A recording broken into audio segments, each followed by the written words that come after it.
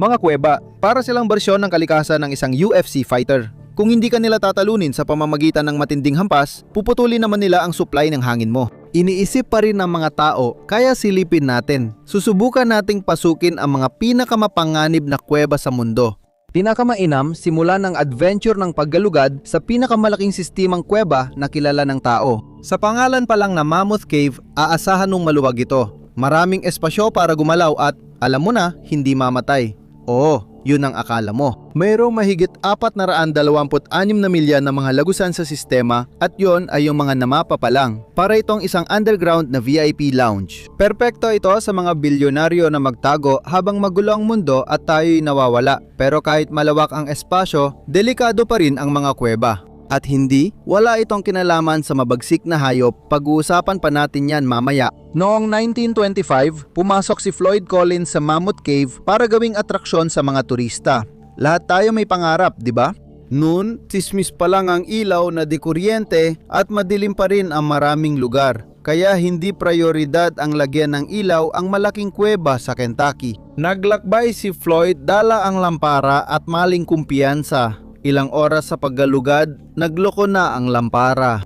Kaya bumalik siya at sinubukang makabalik sa ligtas na lugar pero may ibang plano ang tadhana.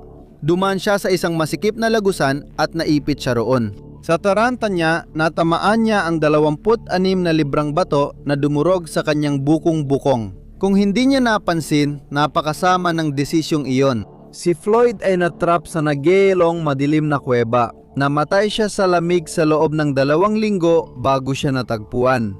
Hindi basta-basta si Floyd na may lampara. Isa siya sa pinakamahusay na tagapagsasat ng kuweba noon, pero wala pa ring naitulong ito sa kanyang sitwasyon. Maniwala ka man o hindi, may mas malalalang paraan pa ng pagkamatay kaysa sa sinapit ni Floyd Collins. Ang mga kuweba ay laging nakakaisip ng paraan para higitan ng isa't isa sa laro ng kung sino ang makakapatay ng tao sa pinakamasaklap na paraan. Noong 1981 Pranses na inhinyero ang nagpasya na magpaka Joe Rogan at maging isang taong kuweba. Pumunta siya sa Kitum Cave sa Kenya. 700 talampakan ang lapad at may lalim na 2,000 at 300 hanggang 3,000 talampakan.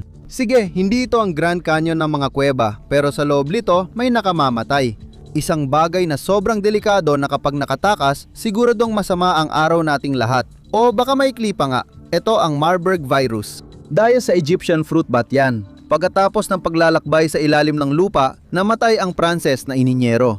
Pagkalipas ng 7 taon, isang batang estudyante mula Denmark ang nag-explore sa kuweba at nagkaroon din ng parehong kapalaran dahil sa paglanghap ng pulbos na dumi, kaya mabilis na matatapos ang kwento mo. Pinapatay ng Marburg virus ang kalahati, minsan halos 70% ng mga nahahawa.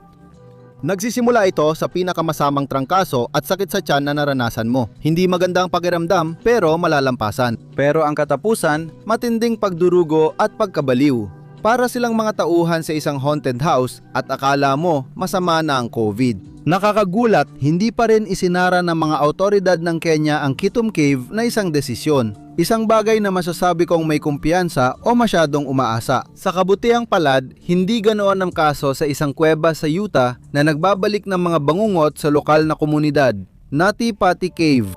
Parang pampamilya at masaya ang pangalan, pero ang realidad ay sumisigaw ng huwag kang pumasok dyan. Natuklasan ito nung 1,960 malapit sa Utah Lake. Ang pasukan ay isang hukay sa tuktok ng burol, magandang senyales na agad. Dagdag mo pa ang mga ahas para itong neon sign na nagsasabing hindi pwede. Pero sa totoo lang, yon ang pinakamaliit na panganib. Sa kailaliman, may ilan sa pinakamakikitid na daanan sa mundo at 1,004 talampakang mga tunnel. Hamon nito kahit sa pinaka-veteranong caver. Kaya taon-taon, 5,000 bisita ang sumusubok dito.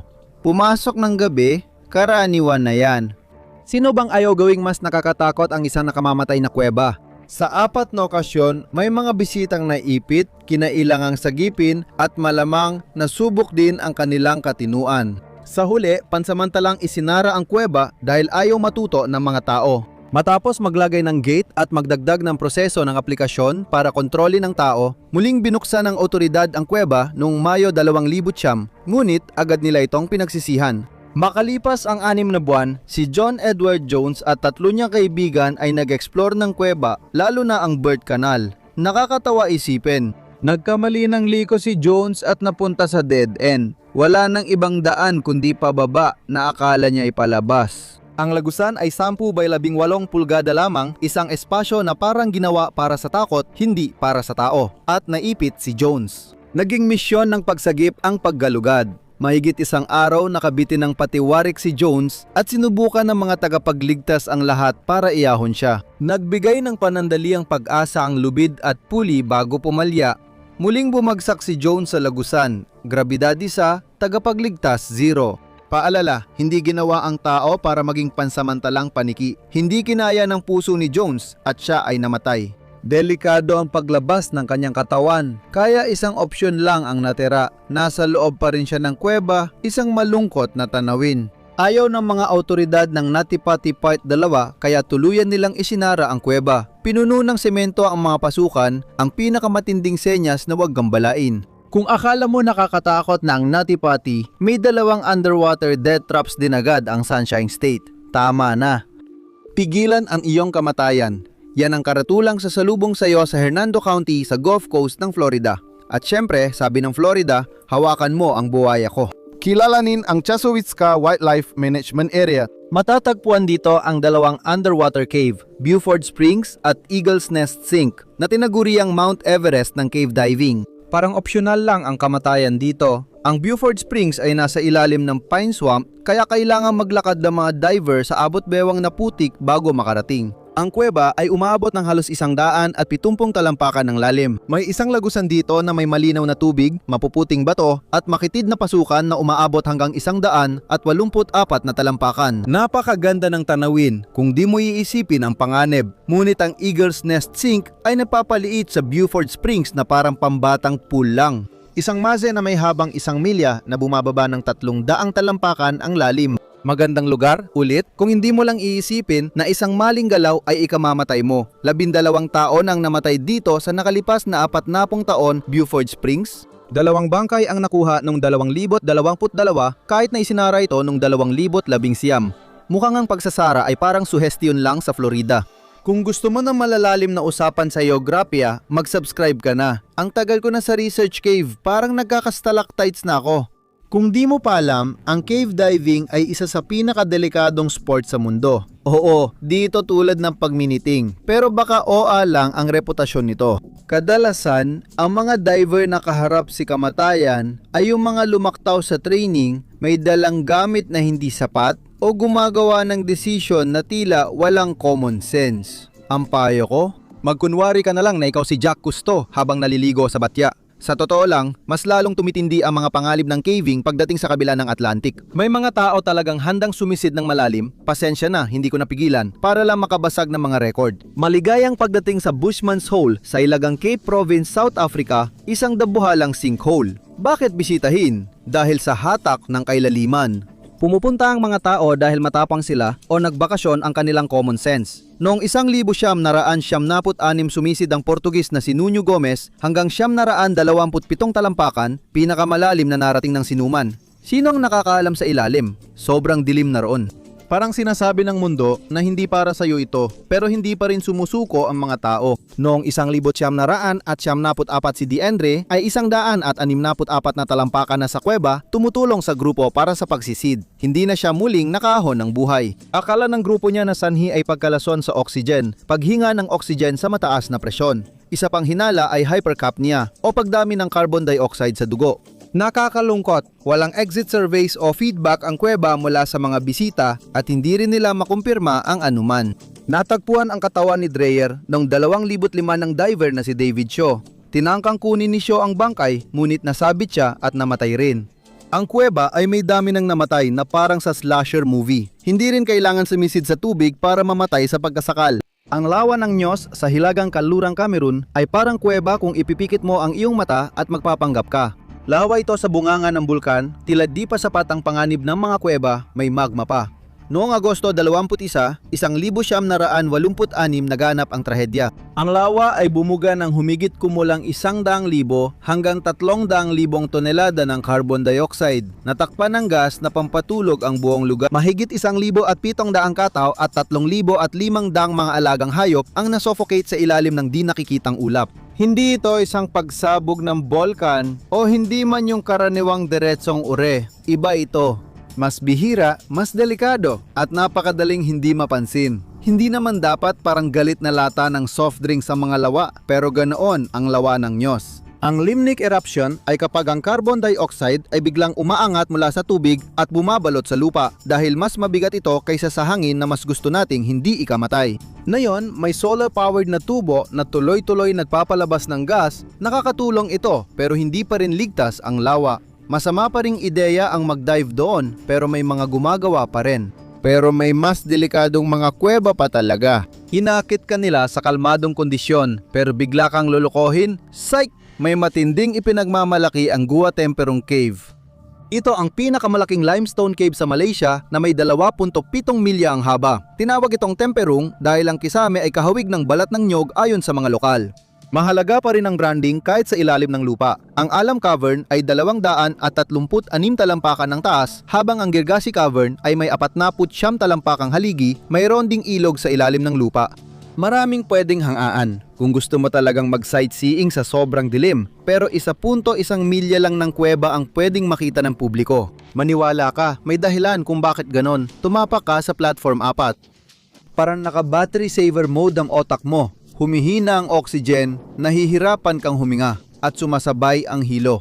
Buti na lang, naglagay ang autoridad ng Malaysia ng bentilasyon para buhay ang mga turista. Pero kapag lumampas ka sa limitadong lugar, agad itong nagiging delikado. Manipis at mabigat ang hangin, parang wala itong pakialam kung gising ka. Nakaligtas ka ba sa hangin ng tempurung? Ayos! Tingnan natin kung kaya mong harapin ang isang lugar na parang niluluto ka ng buhay. Kung may beauty contest ang mga kuweba, panalo ang kuweba ng mga kristal sa Mexico. Mukhang hindi magandang salita kong napili. Nadiskubre ito ng mga minero noong 2,000 imbes na mineral na ugat, nakita nila ang malalaking kristal ng gypsum, pati pilak, zinc at tingga. Ang iba ay napakalaki, kaya akyatin ni King Kong. Yung pinakamalaki ay 37 talampakan ng taas. Pero huwag kang magplano bumisita. Hindi na binuksan ang kuweba mula pa noong 2015 at may ilang dahilan kung bakit. Una, binabaha ito. Sobra. Ngayon na offline na sila, ang kuweba ay mistulang dambuhalang mineral aquarium na nagko-cosplay bilang impyerno, hindi Atlantis. Maaring umabot sa 136 degrees Fahrenheit ang temperatura, mas mainit kaysa record ng Furnace Creek na 134 degrees Fahrenheit noong 1913. Kapag natatalo mo na ang Death Valley, talagang nagpapasikat ka na at nandiyan pang halumigmig halos 100%.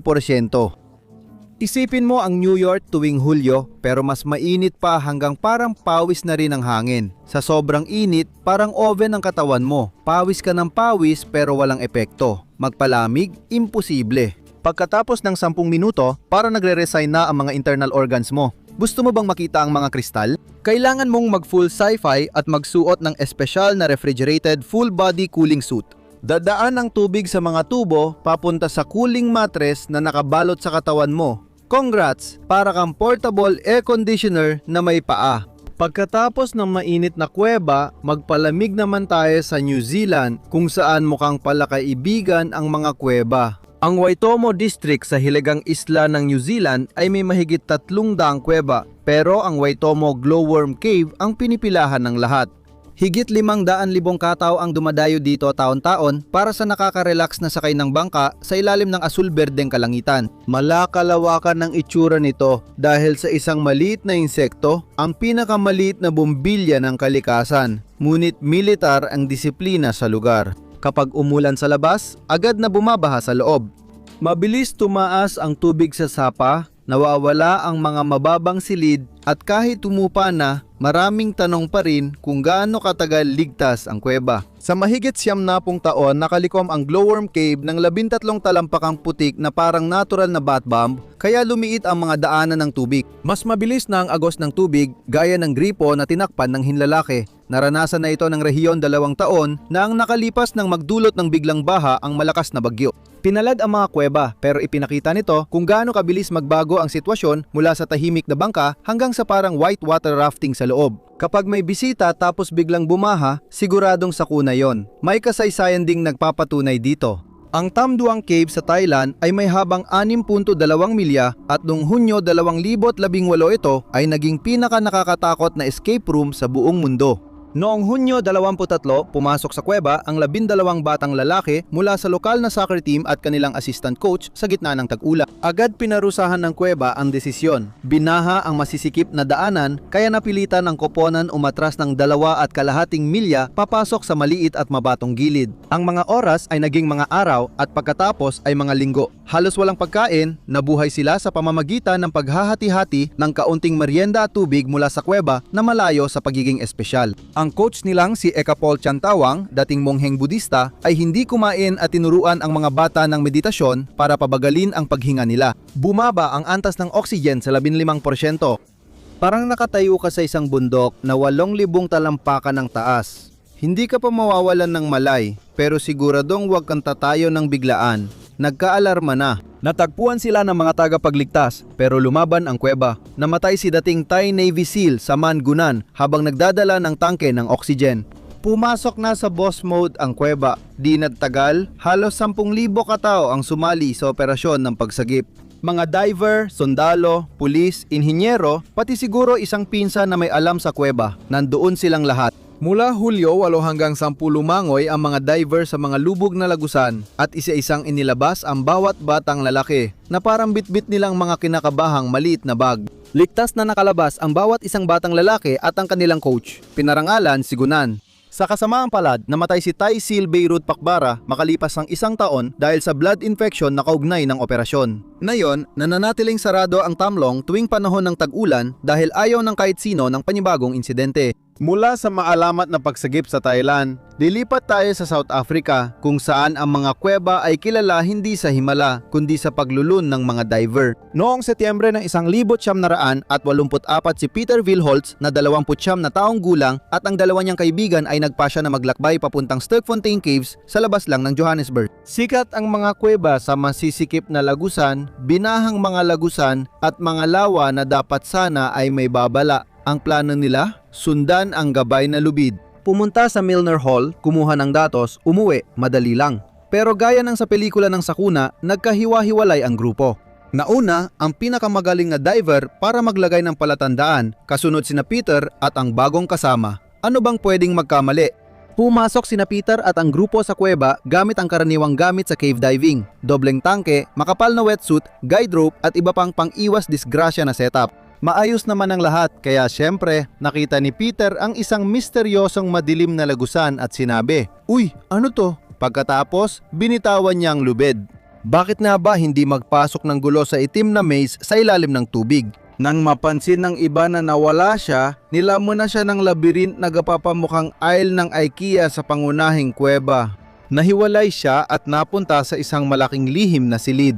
Sa huli, narating niya ang maliit na isla sa dulo ng saradong lagusan. Mainam ito sa pagkaligtas, pero sagabal sa pagtakas. Walang paraang humingi ng tulong, kaya ang mga oras ay naging mga araw at linggo. Sinuyod ng search team ang sistema na parang naghahanap ng nakasilent na teleponyo. Matapos ang 6 na linggo, nakahanap ang isang search party ng isang nakatagong bukana na humahantong sa isang pasikot-sikot na lagusan. Sa loob, natagpuan nila ang katawan ni Peter. Nabuhay siya ng 3 linggo bago namatay mag-isa sa dilim. Sa buhangin sa tabi niya ay ang kanyang huling mensahe. "Mahal ko kayo, Cheryl at Ma." Matapos ang nakakatakot na karanasan sa Sterkfontein, iisipin mong tigil na ang pag-usisa sa mapanganib na kuweba. Mali ka, punta tayo sa Utah. Noong Agosto 2005 magkaibigan ang umakyat sa Y Mountain malapit sa Provo, Utah. Pupunta sila sa kuweba na tinatawag ng mga lokal na Kuweba ng Kamatayan sa dilim ng 3:00 ng madaling araw. May isa sa grupo na nakapunta na ron at nagsabing hindi ito magandang ideya pero tumuloy pa rin sila. Ang pasukan, isang maliit na butas sa ilalim ng tubig ang nagdadala sa 15 talampakang lagusan patungo sa masikip na silid na may kaunting hangin. Kung hindi ka makalusot, magkakatotoo ang pangalan ng kuweba. 4 sa grupo ang pumasok dito ng 4:30 ng umaga. Si Joseph Ferguson ay nanatili sa labas at agad nanalo ng parangal bilang pinakamatalino sa grupo. Pagkalipas ng 2 oras, pinindot niya ang panic button. Samantala, sa ilalim ng lupa sa mundo ng mga taong muli, naglakad ang grupo papunta sa lagusang ilalim ng tubig. Masaya sila, hindi alam na ang kuweba ay naka-combat mode na. Habang lumalangoy sila sa masikip na bahagi, biglang sumabog ang putik na parang granada. Parang lumalangoy ka sa tsokolateng puding pero may panganib ng kamatayan. Nawala ang safety rope nila at napunta sila sa maliit na air pocket sa kabilang silid na may sapat na oxygen para magpanik ng maayos. Nang tuluyan silang marating ng mga tagapagligtas, nakaharap na sa labasan ng 4. Sobrang lapit na nilang makalabas ng buhay. Ang kuweba ay tuluyang isinara. Isang bihirang pagkakataon na lahat ay nakasundo na, oo, ang pagsasara ng lugar na ito magpakailanman ang tamang desisyon. Akala mo masama na ang kuweba ng kamatayan, pero sinagot ito ng Inglaterra gamit ang sistema ng kuweba na tila minamadali ang pagkalunod. Ang Mossdale Caverns na nakatago sa Yorkshire, Inglaterra ay isa sa mga pinakamapanganib na sistema ng kuweba sa buong bansa. Ang antas ng panganib ito ay opisyal na tinaguriang sobrang matindi. Totoo, noong 1967, 6 sa pinakamahusay na cavern ng UK ang pumasok doon. Mas kaunti pa ang nakakita sa pinakamalalim na bahagi nito kaysa sa mga taong nakarating na sa buwan na dapat ay sapat ng babala para umatras na sila. Hunyo 24, 10 caver ang pumasok sa sistema, ngunit makalipas ang 3 oras, sumama ang panahon. 4 na caver ang sabay-sabay na nakaramdam ng babala at nagdesisyong bumalik. Ang 6 ay nagpasyang isantabi muna ang common sense at nagpatuloy naghahanap ng may pagmamalaki. Namigay ng obituaryo ang kuweba bilang tugon. Sa pagdating nila sa pinakamalalim at masikip na bahagi, narinig nila ito. Ang pinakakinatatakutan ng bawat caver, ang tunog ng rumaragas ang tubig. Agad na nagsimulang mapuno ang silid na kinaroroonan nila. Baha sa magkabilang kanig, 6 na lalaking naipit sa kesame at napilitang magpanik. Samantala, sa labas, bumalik si Morag Forbes, ang caver na nakatakas, at nakita niyang lubog na sa tubig ang pasukan, hindi maganda ang sinyales. Tumakbo siya ng 2.5 milya papuntang bayan at humingi ng tulong. Lahat ng rescue expert na nakita niya ay agad pumunta sa lugar. Kapag ganito, kabilis ang baha sa kuweba, hindi tubig ang kalaban mo, kundi kamatayan. Pag nahuli ka, hindi na pagsagip, kundi pagkuha na lang ng katawan. Pinakamaganda nilang paraan ay parang trench warfare na bubungkal ng kanal para madrain ng tubig. Dahil sa taas ng baha, hindi agad nakapagsimula ang mga tagapagligtas at kinabukasan na lang. Parang sinabi ng kuweba, bumalik na lang kayo mamaya. Nang gumaba ang tubig, pumasok ang tagapagligtas sa kuweba at napagtanto nilang hindi ito pagsagip kundi paglilinis. 5 bangkay ang natakpuan sa malalayong bahagi ng kuweba na parang maraton ang paggapang at sandaling umasa sila na ang ika-6 ay milagrosong nakatakas. Hindi siya nakaligtas. Pinuno ng mga opisyal ng simento ang bungad ng kuweba para hindi na masundan ng ibang naghahanap ng thrill ang sinapit ng mga nauna. Nanatiling selyado ang kuweba hanggang 1,971. Piniyagan ang mga kaibigan ng biktima na bumalik at ilibing sila ng malalim sa mga kuweba ng putik. Ito ang pinakamalaking trahedya sa kasaysayan ng caving sa Britanya na tiyak ayaw maging dahilan ng kasikatan ng Mossdale. Pagkatapos ng trahedya sa Mossdale, iisipin mong magpapahinga muna ang Britanya sa mga mapanganib na kuweba. Pero sa halip, nag-alok pa ito ng isa pang kuweba na mas nakakatakot pa ang pangalan. Noong Marso 22, 1,900 at 50 isang 20 anyos na estudyante mula sa Oxford ang naipit sa kuweba ng Devil's Arse. Oo, iyan talagang pangalan. Iyan ang totoong palayaw ng Peaks Cavern. At tama naman, kapag naipit ka roon, mapipilitan kang huminga ng maraming masamang hangin. At sa kasamang palad, malapit ng maranasan yun mismo ni Neil Moss. Si Neil ay miyembro ng British Speleological Association, magarbong Ingles na tawag sa Caving Club. Ano ang problema ni Neil? Mas mataas ang kumpiyansa niya kaysa sa kakayahan niya. Mga 1,000 talampakan sa loob, nakita ni Neil ang makipot at paikot-ikot na lagusan sa stalagmite chamber. 18 pulgada ang lapad at 40 talampakan ang lalim, parang butas na ginawa ng taong galit sa sangkatauhan. Nilapitan ito ni Neil para silipin. Bumaba siya sa lagusan gamit ang lubid na hagdan. Sa ibaba, tinangka niyang itulak ang mabigat na bato. Pero tila sinabi ng universo, hindi ngayon pare. Naipit ang hagdan sa ilalim niya, kaya naipit din ang katawan niya sa lagusan. Doon, opisyal nang na-stuck si Neil Moss. Mabilis ang pagsagip pero habang ibinababa ang mga lubid, napuputol ang mga ito sa gilid ng kuweba. Lalo pang nahirapan dahil hinaharangan ni Neil ang daloy ng hangin. Dahan-dahan siyang nasasakal sa carbon dioxide sa loob ng lagusan. Nagdedeliryo siya at paulit-ulit na sinasabing na ayos lang siya. Sinabihan pa niya ang mga kasama na kumain muna. Kapag sinabi ng naipit na tao na ayos lang siya, madalas iyon na ang sinyales na hindi siya ayos. Hinila ng mga tagapagligtas ang oxygen tanks para sapat ang hangin at makatayo. Gayunpaman, kalahati sa kanila ay pasuray-suray habang naglalakad. Sinubukan nila lahat, kabilang ang pagbiti ng tao, pati warik sa bukong-bukong para hilahin palabas si Neil na parang premyo sa cave-themed claw machine. Nabigo sila. Kahit maraming voluntaryo at sapat na lubid para balutin na parang regalo ang buong kuweba, hindi pa rin bumibigay ang kuweba.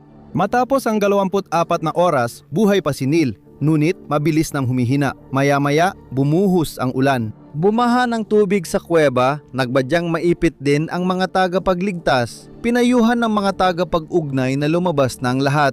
Pagpasok muli ng mga tagapagligtas sa kuweba matapos ang ulan, katahimikan ang bumalot. Wala nang hininga si Neil.